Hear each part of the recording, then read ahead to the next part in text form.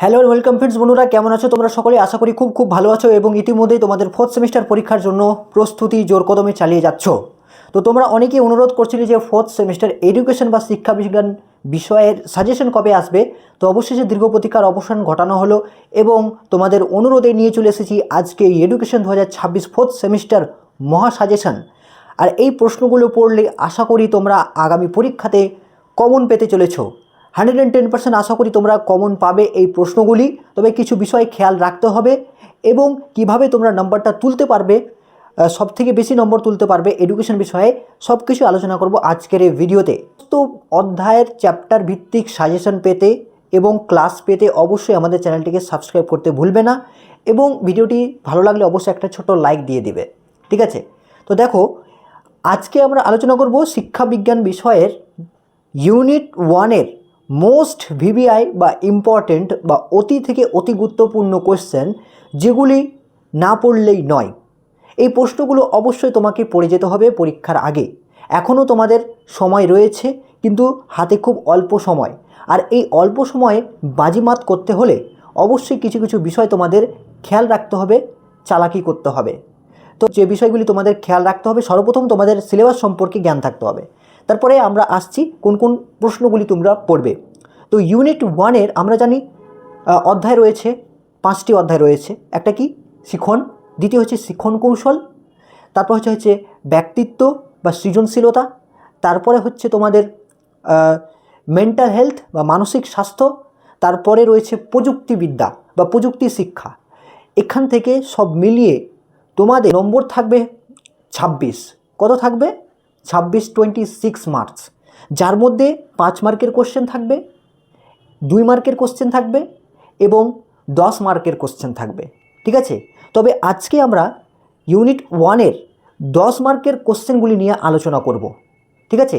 এরপরে ভিডিও আকারে আমি তোমাদের পরবর্তী ইউনিটগুলির সাজেশন দিয়ে দেবো। তো অবশ্যই চ্যানেলটি সাবস্ক্রাইব করে রাখবে। দুটি অধ্যায় তোমরা যদি ভালো করে পড়ো বা প্রশ্নগুলো রেডি করো ইউনিট 1-এর, তাহলে কিন্তু অনেক ক্ষেত্রেই তোমরা সুবিধা পাবে।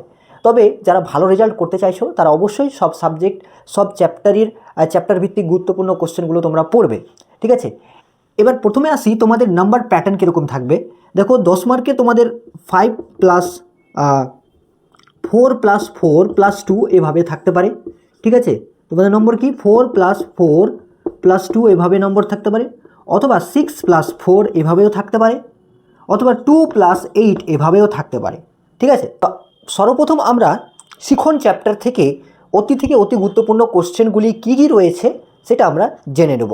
তো চলো, ইউনিট 1-এ 10 মার্কের জন্য যে কোশ্চেনগুলি তোমরা পড়বে পরীক্ষার জন্য, 1 নম্বর কোশ্চেন তোমরা পড়বে, সেটা হচ্ছে পরিণমন কাকে বলে, শিখন ও পরিণমনের মধ্যে সম্পর্ক কী, শিক্ষাক্ষেত্রে পরিণমনের ভূমিকা আলোচনা করো, ঠিক আছে? এবং সঙ্গে দেখে রাখবে শিখন ও পরিণমনের মধ্যে পার্থক্য, এটা একটু দেখে রাখবে, ঠিক আছে? তাহলে এই কোশ্চেনটা তোমরা মনোযোগ সহকারে পড়বে, মুখস্থ করবে। পরবর্তী কোশ্চেন, আগ্রহ বা অনুরাগের সংজ্ঞা দাও, প্রয়োজনীয়তা এবং এর গুরুত্ব উল্লেখ করো। এভাবে কোশ্চেনটা আবারও ঘুরিয়ে দিতে পারে, শিক্ষার্থীর আগ্রহ তৈরির ক্ষেত্রে এর গুরুত্ব লেখো, আগ্রহ সৃষ্টিকারী উপাদানগুলি কী কী, ঠিক আছে? এটা অথবা দিয়ে কোশ্চেন একইভাবে দিতে পারে। এবার ইম্পর্টেন্ট, যেটা খুব গুরুত্ব সহকারে তোমরা কোশ্চেনটা পড়বে, সেটা হচ্ছে যে পেশনা চক্র বলতে কী বোঝো বা পেশনা বলতে কী বোঝো, সংক্ষেপে পেশনা চক্র বর্ণনা করো, ঠিক আছে? অর্থাৎ পেশনা চক্র সম্বন্ধিত কোশ্চেনটা তোমরা ভালো করে পড়ে রাখবে, অতি গুরুত্বপূর্ণ কিন্তু এবারের পরীক্ষার জন্য। তাছাড়া এর সঙ্গে যেটা পড়ে রাখবে যে শিক্ষাক্ষেত্রে পেশনা চক্রের গুরুত্ব এবং পেশনা সৃষ্টিতে শিক্ষকের ভূমিকা কী, এইটাও তোমরা পড়ে রাখবে। অর্থাৎ পেশনা সম্বন্ধিত যে কোশ্চেন সেটা তোমরা ভালো করে পড়বে, ঠিক আছে? তার পরবর্তী কোশ্চেন, মনোযোগ কাকে বলে, শিক্ষাক্ষেত্রে এর গুরুত্ব আলোচনা করো, ঠিক আছে? মনোযোগ কাকে বলে এবং শিক্ষাক্ষেত্রে এর গুরুত্ব আলোচনা করো। অবশ্যই পড়ে রাখবে যে মনোযোগের নির্ধারকগুলি আলোচনা করো, মনোযোগের নির্ধারকগুলি আলোচনা করো, ঠিক আছে? এটা তোমরা ওর সঙ্গে পড়ে রাখবে। এছাড়া এই অধ্যায় থেকে কিছু এক্সট্রা কোশ্চেন তোমাদের দেখে রাখতে হবে ভালো রেজাল্ট করার জন্য। আমি উপরে যে কোশ্চেনগুলো বললাম এই কোশ্চেনগুলো অতি গুরুত্বপূর্ণ, এগুলোকে ছাড়া যাবে না। তাছাড়া তোমরা এক্সট্রা সঙ্গে পড়ে রাখবে, স্মৃতি কাকে বলে, স্মৃতির বিভিন্ন পর্যায়গুলি উল্লেখ করো, ঠিক আছে? এবার এক্সট্রা দ্বিতীয় কোশ্চেন তোমরা পড়ে রাখবে, শিখনের সংজ্ঞা দাও এবং এর বৈশিষ্ট্য ও গুরুত্ব আলোচনা করো। ঠিক আছে, এবং এর বৈশিষ্ট্য ও গুরুত্ব আলোচনা করো।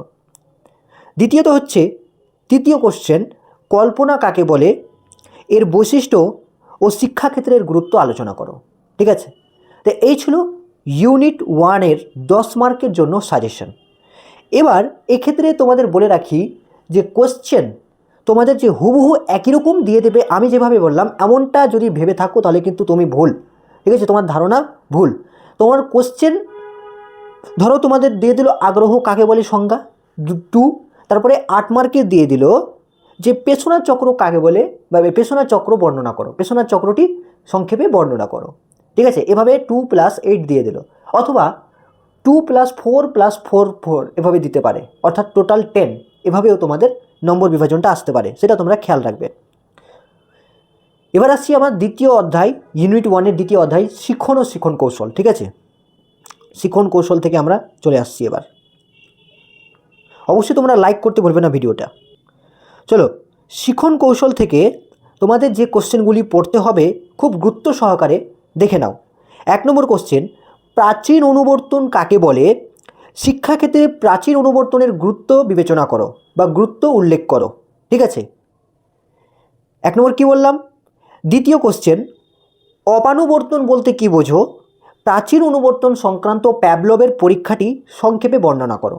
ইম্পর্টেন্ট রয়েছে তোমাদের। ঠিক আছে, অপানুবর্তন বলতে কী বোঝো, প্রাচীন অনুবর্তন সংক্রান্ত প্যাভলভের পরীক্ষাটি সংক্ষেপে বর্ণনা করো।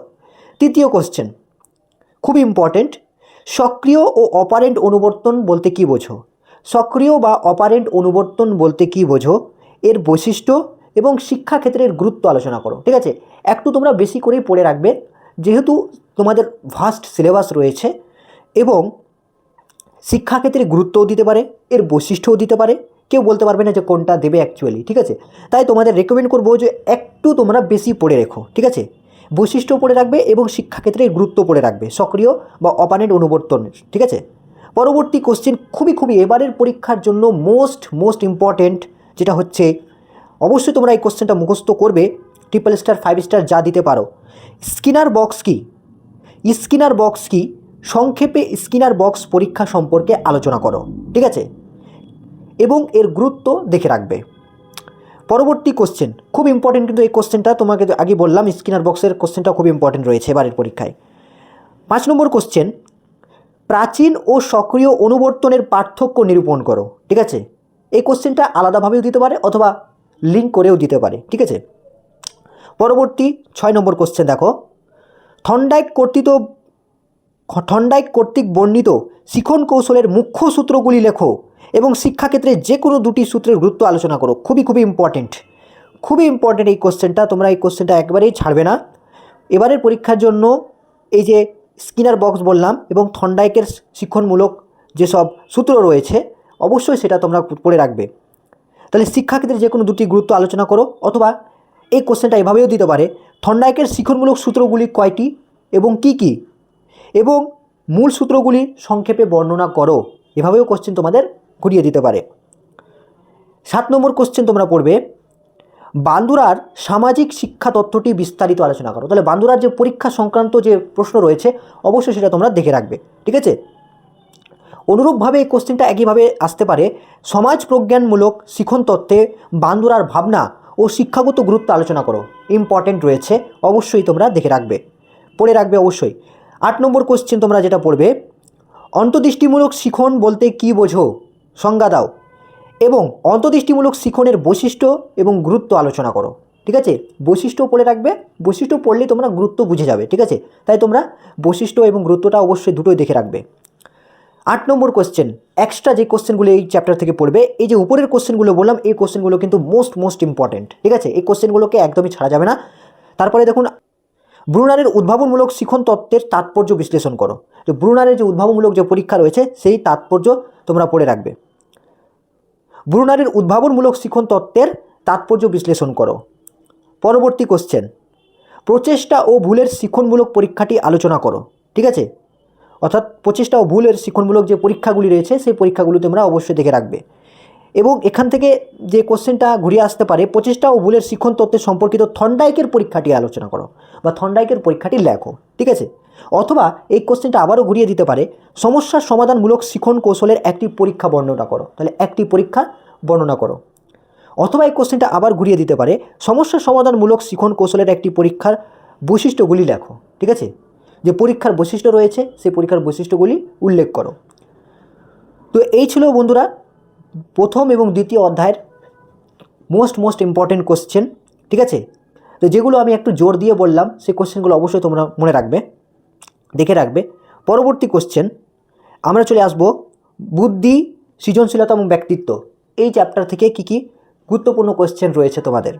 1 নম্বর কোশ্চেন ইম্পর্টেন্ট, বিশেষ মানসিক ক্ষমতা কী বা কাকে বলে, স্পিয়ারম্যানের দ্বি-উপাদান তত্ত্বটি বিস্তারিত আলোচনা করো, ঠিক আছে, খুব ভালো করে দেখে রাখবে। তারপরে দেখো, ক্ষমতা কাকে বলে, থার্স্টনের বহু উপাদান তত্ত্ব চিত্রসহ ব্যাখ্যা করো। থার্স্টনের বহু উপাদান তত্ত্ব চিত্রসহ। সাধারণ মানসিক ক্ষমতা ও বিশেষ মানসিক ক্ষমতার মধ্যে পার্থক্য নিরূপণ করো, ঠিক আছে। এই পার্থক্যটা তোমরা পড়ে রাখবে, যদিও খুব আমি জোর দিয়ে বলছি না, তবুও তোমরা দেখে রাখবে কোশ্চেনটা। উপরে দুটো কোশ্চেন ইম্পর্টেন্ট রয়েছে। তারপরে দেখো সৃজনশীলতার সংজ্ঞা দাও, 4 নম্বর কোশ্চেন, এবং সৃজনশীলতার বিকাশের উপায়গুলি লেখো। কীভাবে সৃজনশীলতা বাড়বে তার উপায়গুলি বা পদ্ধতিগুলি লেখো। এবং সঙ্গে তোমরা অবশ্যই দেখে রাখবে সৃজনশীলতা বৃদ্ধিতে বিদ্যালয় ও শিক্ষকের ভূমিকা, এই কোশ্চেনে তোমরা দেখে রাখবে, অবশ্যই গুরুত্বপূর্ণ রয়েছে। অর্থাৎ সৃজনশীলতা থেকে কোশ্চেনগুলো অবশ্যই তোমরা দেখে রাখবে। তারপরে দেখো 5 নম্বর, বুদ্ধির সংজ্ঞা দাও, বুদ্ধির স্বরূপ এবং প্রকৃতি আলোচনা করো। বুদ্ধির স্বরূপ বা প্রকৃতি। তারপরে দেখো 6 নম্বর কোশ্চেন, ব্যক্তিত্বের সংজ্ঞা দাও এবং ব্যক্তিত্বের বৈশিষ্ট্য এবং এর বিকাশে প্রভাব আলোচনা করো, ঠিক আছে। অর্থাৎ ব্যক্তিত্বমূলক যে পরিবেশ এবং সমাজে যে বিকাশের প্রভাব রয়েছে সেই প্রভাবগুলি আলোচনা করতে বলছে, সেটা তোমরা পড়ে রাখবে। তাহলে ব্যক্তিত্বের সংজ্ঞা দাও এবং ব্যক্তিত্বের বৈশিষ্ট্য এবং বিকাশে এর প্রভাব আলোচনা করো, ঠিক আছে। তো এই ছিল তোমাদের ইউনিট 1-এর 10 মার্কের গুরুত্বপূর্ণ কোশ্চেন। আশা করি এই কোশ্চেনগুলো পড়লেই তোমরা কমন পাবে, এটা বলাই যায়, ঠিক আছে। তো এই কোশ্চেনগুলো অবশ্যই তোমরা খুব ভালোভাবে দেখে রাখবে। এর পরবর্তীতে আমরা 5 মার্কের পরবর্তী অধ্যায়গুলির গুরুত্বপূর্ণ কোশ্চেনগুলো নিয়ে আলোচনা করব। সেই ভিডিও তোমরা চাও কিনা অবশ্যই কমেন্টে জানাবে। এবং রাশিবিজ্ঞান থেকে কোন অঙ্কগুলো তোমরা দেখে রাখবে, খুবই ইম্পর্টেন্ট যে অঙ্কগুলো তোমরা প্র্যাকটিস করবে। তাছাড়া রাশিবিজ্ঞান থেকে কোন প্রশ্নগুলি তোমরা পড়বে, যেগুলো পড়লে 100% কমন আমি বলে দেবো তোমাদের। তোমরা যদি চাও অবশ্যই কমেন্ট করবে, আমি পরবর্তী ভিডিও নিয়ে হাজির হয়ে যাব, ঠিক আছে। তাহলে এই কয়েকটা হাতে গোনা প্রশ্ন তোমরা যত দ্রুত সম্ভব রেডি করো, মুখস্থ করো, এবং এই প্রশ্নগুলো পড়লেই তোমরা নিশ্চিত আশা করি কমন পেয়ে যাবে, ঠিক আছে। তো এই ছিল আজকের উপস্থাপনা। কেমন লাগলো তোমরা অবশ্যই কমেন্টে জানাতে ভুলবে না, এবং চ্যানেলটি সাবস্ক্রাইব করতে এবং লাইক করতে ভুলো না। ধন্যবাদ সবাইকে সম্পূর্ণ ভিডিওটি দেখার জন্য। আবারও নিয়ে আসছি নতুন একটি ভিডিওতে।